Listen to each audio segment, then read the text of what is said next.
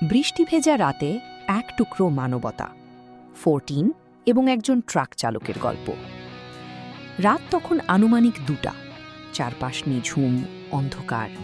দক্ষিণ ক্যারোলিনিয়ার এক ফাঁকা কৃষিজমির বুক চিরে চলে যাওয়া নির্জন গ্রামীণ রাস্তাটি তখন বৃষ্টিতে ভিজছিল। পেশায় দীর্ঘপথের ট্রাক চালক এক ব্যক্তি নিজের 31 বছরের কর্মজীবনে বহু চড়াই উতরাই দেখেছেন, কিন্তু সেদিনের দৃশ্যটি তার জীবনের সব অভিজ্ঞতাকে ওলটপালট করে দিয়েছিল। হঠাৎ করেই ট্রাকের হেডলাইটের আলোয় তিনি দেখলেন রাস্তার ঠিক মাঝখানে বসে আছে ছোট্ট একটি বিড়াল। শরীরটা বৃষ্টিতে ভিজে একাকার। সাধারণত এমন পরিস্থিতিতে যে কোনো প্রাণী ভয়ে দূরে পালিয়ে যায়, কিন্তু সে নড়ল না। সে দক্ষিণমুখী হয়ে এক দৃষ্টে তাকিয়েছিল সামনের অন্তহীন অন্ধকারের দিকে। দূরে তখনও একটি গাড়ির লাল টেল লাইট বা পেছনের আলো দেখা যাচ্ছিল, যা বাঁক নিয়ে ধীরে ধীরে মিলিয়ে যাচ্ছিল। ওটাই ছিল সেই গাড়ি যা তাকে একটু আগে সেখানে ফেলে রেখে চলে গেছে। চালক ট্রাক থামিয়ে কাছে গেলেন। এমনকি ভেজা রাস্তায় হাঁটু গেড়ে বসার পরও বিড়ালটি পালানোর চেষ্টা করল না। সে কোনো রাগ বা ভয় দেখায়নি, শুধু এক বুক বিভ্রান্তি নিয়ে চালকের দিকে চোখ তুলে তাকালো, যেন সে অবুঝ মনে বোঝার চেষ্টা করছিল সে কি ভুল করেছিল যে তাকে এভাবে ফেলে যাওয়া হলো। তাকে যখন কোলে তুলে নেওয়া হলো, ঠান্ডার চেয়েও বেশি সে কাঁপছিল এক গভীর আতঙ্কে। পরে চিকিৎসকেরা পরীক্ষা করে জানিয়েছিলেন এই কাঁপুনি ছিল তীব্র মানসিক ট্রমার লক্ষণ। বিড়ালটির গলায় একটি ফিকে নীল রঙের কলার ছিল, কিন্তু কোনো নাম ফলক বা মাইক্রোচিপ ছিল না। তবে তার পরিষ্কার পরিচ্ছন্নতা, কাটা নখ আর টিকার ইতিহাস বলে দিচ্ছিল সে কোনো বন্য বিড়াল নয়, বরং এক সময়কার ও ঘরের খুব আদরের সোনা ছিল। ট্রাকের কেবিনে বসানোর পরও সে চোখ ফেরায়নি। প্রায় 1 ঘন্টারও বেশি সময় সে এক দৃষ্টে তাকিয়েছিল সেই রাস্তার দিকে, যেদিক দিয়ে তার চেনা মানুষগুলো তাকে ছেড়ে চলে গেছে। উদ্ধার করার ঠিক আগের মুহূর্তে চালক নিজের মুঠোফোনে একটি ছবি তুলেছিলেন। তিনি চেয়েছিলেন পৃথিবী দেখুক আশ্রয় কেন্দ্রের নিরাপদ জীবনের আগের মুহূর্তটা কেমন হয়, যখন একটি প্রাণীকে নির্মমভাবে পরিত্যাগ করা হয়।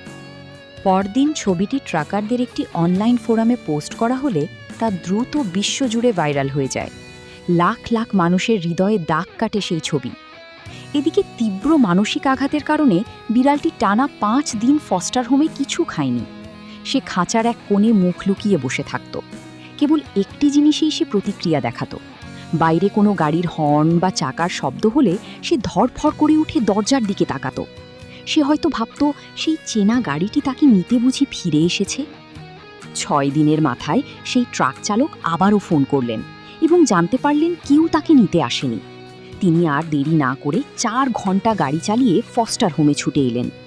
খাঁচার দরজা খুলতেই বিড়ালটি চালককে চিনতে পারল এবং আলতো করে তার কোলে উঠে বুকের মধ্যে মুখ গুজে দিল। সে মনে রেখেছিল সেই একমাত্র মানুষটাকে, যে তার জন্য মাঝরাতে গাড়ি থামিয়েছিল। 14 ফেব্রুয়ারির সেই অভিশপ্ত ও আশীর্বাদের স্মৃতি ধরে রাখতে চালক তার নাম রাখলেন 14। তিনি চেয়েছিলেন 14 যেন দিনটিকে ফেলে যাওয়ার দিন হিসেবে নয়, বরং নতুন করে বুক ভরে বেঁচে ওঠার দিন হিসেবে মনে রাখে। আজ 14 জর্জিয়ার এক শান্ত সুন্দর বাড়িতে থাকে।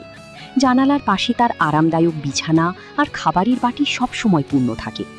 কিন্তু আজও সে একটা কাজ নিয়ম করে। চালক যখনই বাড়ির বাইরে যান, তা কাজ শেষে ফেরা হোক কিংবা স্রেফ ডাকবাক্স থেকে চিঠি আনা, 14 জানালার পাশে ঠাঁই দাঁড়িয়ে থাকে। সে অপলক চোখে তাকিয়ে থাকে যতক্ষণ না চালক দরজা খুলে ঘরের ভিতরে ঢোকেন। সে প্রতিবার নিশ্চিত হতে চায় এই মানুষটা তাকে ফেলে চলে যাচ্ছে না তো।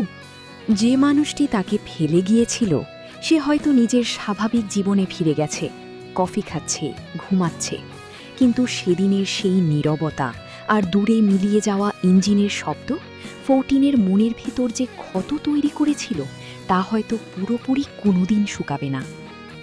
কিছু জিনিস সহিংসতায় ভাঙে না, ভাঙে নীরবতায় ও চরম বিশ্বাস ভঙ্গে। তবে 14-এর এই গল্পটি আমাদের মনে করিয়ে দেয় পৃথিবীটা পুরোপুরি নিষ্ঠুর হয়ে যায়নি। রাত দুটোর ঘুটঘুটে অন্ধকারেও কোনো এক অচেনা মানুষ নেমে আসে পরম নির্ভরতা হয়ে। অন্য কেউ ফেলে দিলেও কিছু প্রাণ যে কতটা বিশেষ তা প্রমাণ করতেই প্রকৃতি এমন মানুষদের পাঠায়, আর এই নিঃস্বার্থ সিদ্ধান্তই শেষ পর্যন্ত বদলে দেয় দুটি জীবনের গল্প।